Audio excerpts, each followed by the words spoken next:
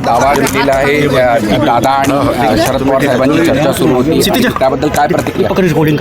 त्याबद्दल आमची काही चर्चा प्रतिक्रिया नाही आहे. आदरणीय अजितदादांनी कोणत्याही पद्धतीनं कोणत्याही लोकप्रतिनिधींशी आणि आमदारांशी चर्चाच केली नव्हती आणि त्या बाबतीत आम्हा कुणालाही काही कल्पना नव्हती. मला वाटतं नुसत्या वायफळ चर्चा या ठिकाणी सुरू आहेत.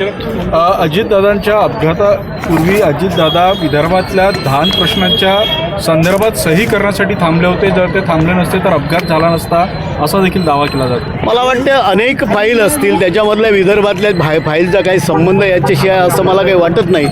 विदर्भाच्या फायलीचा जर विचार केला तर सगळेच आमदार विदर्भातले, त्यांचा जो धान उत्पादक शेतकरी आहे तर मागच्या 2 महिन्यापासून ते धान उत्पादक शेतकऱ्यांचे धान जे होतं तर ते त्यांचा चुकारा झाला नव्हता आणि ते त्यांना ते गरीब शेतकऱ्याला पैसे भेटले पाहिजे ही सगळ्यांची भावना होती. आचारसंहिता असल्या कारणानं त्या ठिकाणी ती सही झाली नव्हती आणि त्याच्यामुळे या धान उत्पादकांचा जो त्यांनी जो धान खरेदी केंद्रावर धान दिलेला होता, मग तो TDC असेल किंवा मार्केटिंग फेडरेशन असेल, तर ती जी फाईल होती ती वित्त विभागाकडे प्रलंबित असेल आणि त्याच्यामुळे फक्त तो पूर्व विदर्भाच्या बाबतीमधला विषय असू शकतो, अन्यथा कोणताही विषय नाही आहे. रोहित पवारांनी प्रफुल्ल पटेलांचा मुळातच मी सांगितलं, आमचा जो सामान्य लोकांचा प्रश्न होता किंवा सर्वसामान्य शेतकऱ्यांचा जो प्रश्न होता, आम्हाला वारंवार शेतकऱ्यांचे जे येत होते की साहेब मागच्या 2 महिन्यापासून आम्ही धान दिलेलं आहे, केंद्रावर धान दिलं आहे, आमचे पैसे भेटले नाही, जी हा सर्वसामान्य शेतकऱ्यांचा प्रश्न होता ना, तीच फाईल होती.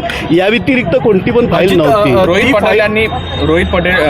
पवारांनी प्रफुल्ल पटेलांचं नाव का घेतलं वाटते? का नेमका त्यांचा आरोप रोहित? मला वाटते याच्यापेक्षा दुसरी फाईल पूर्व विदर्भातील शेतकऱ्यांची नव्हती आणि सर्वसामान्य शेतकऱ्यांचा हा एकच विषय होता. थँक्यू.